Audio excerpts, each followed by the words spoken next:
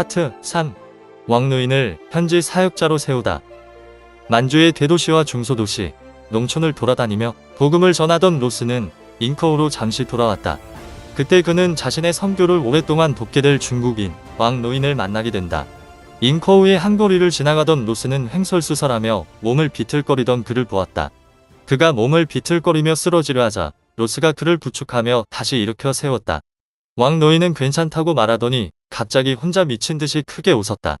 왕노인의 상태가 심상치 않다고 느낀 로스는 교회가 있는 곳을 손으로 가리키며 이렇게 말했다. 형제님, 저기가 제가 일하는 곳입니다. 내일 저기로 오세요. 차나 마십시다.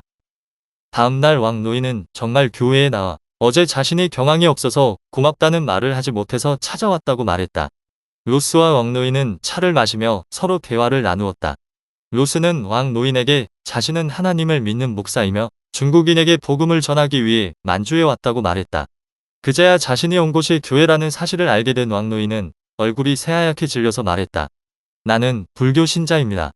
불교 경전의 경구들을 거의 다 외우고 절에서 보시도 합니다. 그럼 내가 여기에 계속 오래 있어도 되는지 모르겠습니다. 로스는 왕노인에게 예수 그리스도에 관한 이야기와 성경 말씀을 전했다. 예수께서 이르시되 나는 부활이요 생명이니 나를 믿는 자는 죽어도 살겠고 무릇 살아서 나를 믿는 자는 영원히 죽지 아니하리니 이것을 내가 믿느냐 이르되 주여 그러하이다. 주는 그리스도시여 세상에 오시는 하나님의 아들이신 줄 내가 믿나이다. 왕노인은 성경 말씀과 하나님께서 어떤 분인지 궁금해졌다.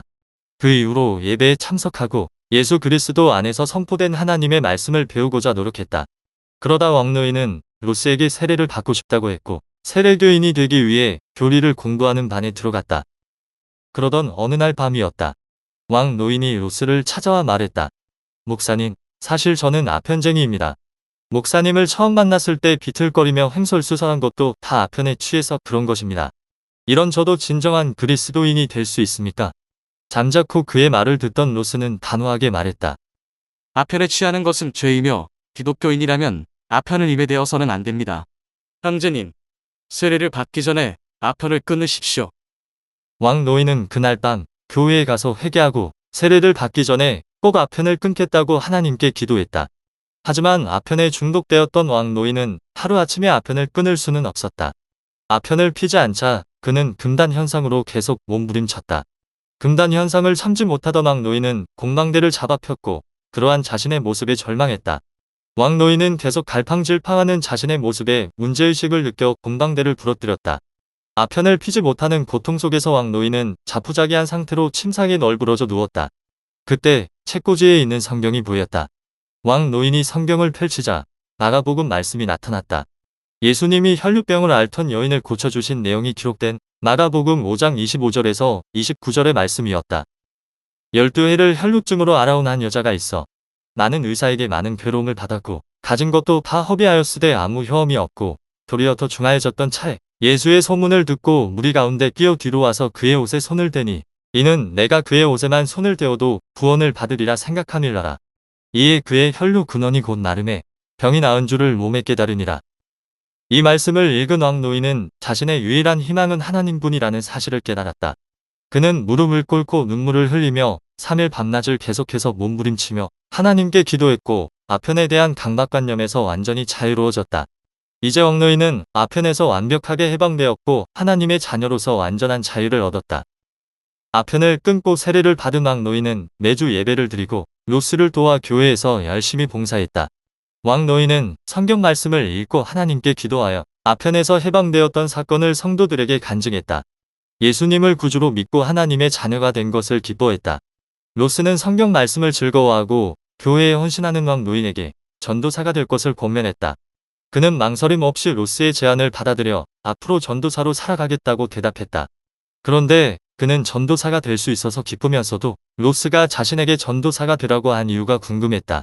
목사님, 왜 저에게 전도사가 되라고 말씀하셨습니까? 저는 세례를 받은 지도 얼마 안 되었는데 말입니다. 그러자 로스는 다음과 같이 대답했다. 나는 서양 목사입니다. 이 만주 땅에 많은 교회가 세워지려면 당신과 같은 현지인 교역자가 있어야 합니다. 당신은 하나님 앞에서 기쁘게 헌신할 사람입니다. 이로써 왕노인은 10년 넘게 로스를 도와 만주의 교회를 세우며 조선에도 복음을 전하는 것을 돕는 전도사로 거듭났다. 왕 노인이 전도사가 되겠다는 대답을 듣고 집에 돌아온 로스는 하나님께 만주에서 예수 그리스도의 복음의 첫 열매로 왕 노인을 교역자로 세워주심에 감사하며 기도했다. 2년 동안 만주 여러 곳을 다니며 순회 전도를 했던 로스는 순회 전도가 선교사의 의무이며 중국 전역에 복음이 빨리 선포될 수 있게 하는 유일하고도 실질적인 방법이라고 믿었다. 반면에 선교사가 현지인 교역자 없이 수백 마일에 해당하는 넓은 순회 지구에 거주하는 수백만 명의 성도들을 돌보기 어렵다는 사실을 깨달았다. 선교사는 시간이 지나면 본국으로 돌아가게 될 텐데 현지인 교역자가 없으면 교회와 선교 본부가 비게 되기 때문이다. 그래서 로스는 선교사가 선교지에 있을 때 순회 전도를 하면서도 현지인 교역자를 세우는 것이 필요하다고 주장했다. 1874년 여름, 로스는 자신을 포함한 영국 스코틀랜드의 개신교 선교사들이 아일랜드의 선교사들과 어떻게 협력하여 중국인들에게 복음을 전할지 고민했다. 어느 날 로스는 창세기 13장 8절에서 9절을 묵상하면서 성령의 감동하심을 느꼈다. 아브람이 롯에게 이르되 우리는 한 친족이라 나나 너나 내 목자나 내 목자나 서로 다투게 하지 말자. 내 앞에 온 땅이 있지 아니하냐. 나를 떠나가라. 내가 저하면 나는 우하고 내가 우하면 나는 저하리라. 롯은 아일랜드 장로교회와 스코틀랜드 장로교회가 서로 선교 구역을 나누는 것이 좋겠다고 생각했다. 선교사들이 모인 자리에서 만주의 선교지 영역 문제가 선교부 안에서 거론되었을 때 그는 스코틀랜드 연합장로교회 해외선교부에 서신을 보냈다. 아일랜드 선교사와 영국 스코틀랜드 선교사가 선교 구역을 나누는데 적극적으로 나서달라고 부탁하는 내용과 함께 창세기 13장 8절에서 9절 말씀을 함께 적었다.